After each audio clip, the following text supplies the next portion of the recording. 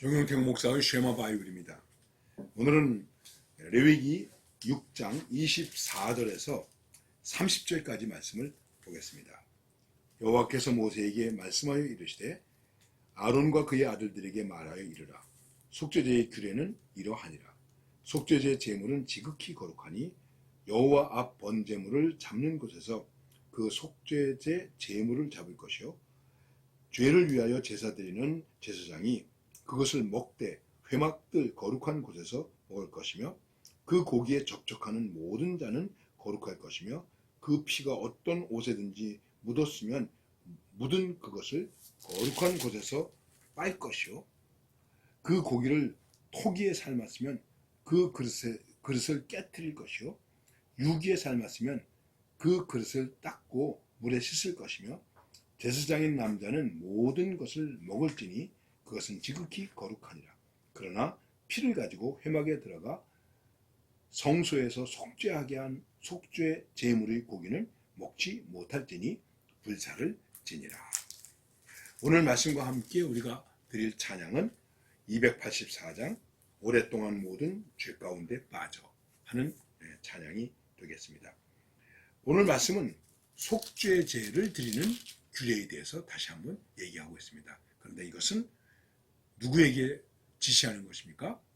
하나님께서 모세를 통해서 아론과 그 아들들에게 말하는 것입니다. 다시 말씀드립니다. 예배 인도자에게 얘기하고 있는 것입니다. 그리고 말합니다. 속죄 제물은 지극히 거룩하다. 회개, 죄를 용서받는 제사는 지극히 거룩하다. 왜요? 우리를 깨끗게 하고 우리를 거룩하게 하는 것이기 때문에 그런 것입니다. 그리고 속죄제를 위하여 드린 제물은 불살라 버려야 됩니다. 남은 것은 제사장이 먹을 수 있는 그러한 분깃, 양식이 될 수도 있는 것입니다. 이렇게 하나님 앞에 속죄 제물을 드리는 것입니다. 그렇기 때문에 예배를 인도하는 자, 조금 더 구체적으로 얘기하십니다. 목회자, 교회의 지도자 좀 넓힌다면 이걸 또 구체적으로 얘기하면 목사, 장로, 권사. 어쨌든 교회의 중직자들은 중보적인 삶을 살아야 되는 것입니다. 우리가 중보할 자격이 없습니다. 허물이 많은데 어떻게 중보하겠습니까? 이 속죄 제사를 드린다는 것은 그런 중보적인 삶을 살아야 된다는 것입니다. 깊이 생각해야 됩니다.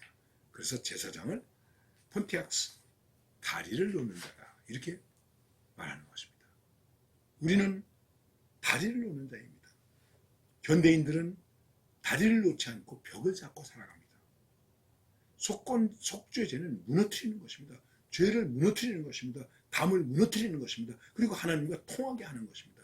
그 일을 누가 한다고요? 제사장, 목회자가, 교회 지도자들이. 그리고 이 말씀을 넓히면 모든 성도들이 그렇게 살아야 되는 거예요. 그렇게 얘기할 때 흔히 뭐라고 말하는 것입니까? 만인 제사장직이다. 목사만 제사장직을 감당하는 것이 아니라 모든 성도들이 다 이러한 중보적 삶을 살아야 된다. 세상에 대하여. 우리는 중보적인 삶을 살아야 되고 하나님 앞에 나올 때 우리는 이 세상에 대하여 하나님 앞에서 또 중보적인 삶을 살아야 돼요. 그래서 하나님 세상의 죄를 용서해 주세요. 저 무지한 사람들을 용서해 주세요. 모세처럼 저를 생명록에서 빼주시고 이 백성들의 죄를 용서해 주세요. 이렇게 말하지 않습니까? 보네표도 말했습니다. 교회는 세상 사람들의 죄를 대신 회개해야 된다. 이게 속죄의 삶을 사는 거예요. 그 다음에 이제 소제를 드릴 때 거기 소금과 유향을 넣었습니다. 그런데 이 속죄 제사에는 아무것도 넣지 않습니다. 누룩도 넣지 않고 유향도 넣지 않습니다.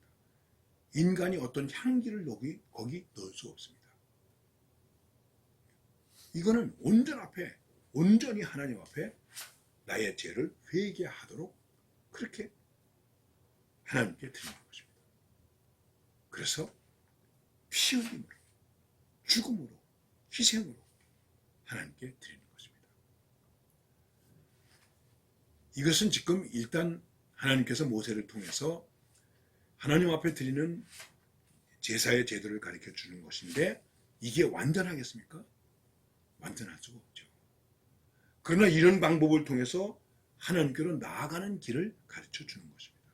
그리고 이것이 바로 무엇입니까? 예수님의 십자가의 모형이 되는 것입니다. 그래서 결국 예수님의 십자가를 통해서 완전한 속죄제가 이루어집니다. 속죄제가 이루어집니까? 화목제도 이루어지는 것이죠. 그 안에서 이것은 예수님의 십자가를 얘기하면 신약의 그림자에 불과한 것입니다. 그림자가 있다는 것은 실체가 있다는 것이죠. 예수님이 오신 것은 바로 우리의 실체가 되는 것입니다. 무엇을 위해서 오셨나요? 속죄를 위해서 오신 것입니다. 속죄 제물이 되셨습니다. 속죄 제사를 드렸습니다. 그게 갈보리의 십자가의 제사입니다. 우리가 그렇게 이해할 수 있는 것입니다. 다시 한번 말씀드립니다. 지금 계속해서 지도자들에게 얘기하고 있습니다. 여러분 요한계시록 우리가 보면은 7교회 나오죠. 근데 7교회에 편지를 보내죠. 그게 교회에 보낸 것입니까? 아닙니다. 교회의 사자들에게 편지하노니. 우리 정신 차려야 됩니다. 교회의 사자들에게. 사자가 누굽니까? 교회의 지도자들에게. 그렇습니다. 우리는 말씀을 읽을 때마다 교회의 지도자들, 모세와 그의 아들들 깊이 생각해야 됩니다. 우리가 하나님 앞에 나아갈 때마다 교회의 일을 생각할 때마다 누가 먼저 정신을 차려야 됩니까? 교회의 지도자들. 중요한 것입니다. 참 교회의 지도자로 인하여 부끄러운 일들이 많이 있죠. 생각을 해보십시오. 구구한 이러저러한 사건을 얘기하지 않겠습니다. 법이냐 아니냐 옳으냐 그러냐 이 문제가 아닙니다.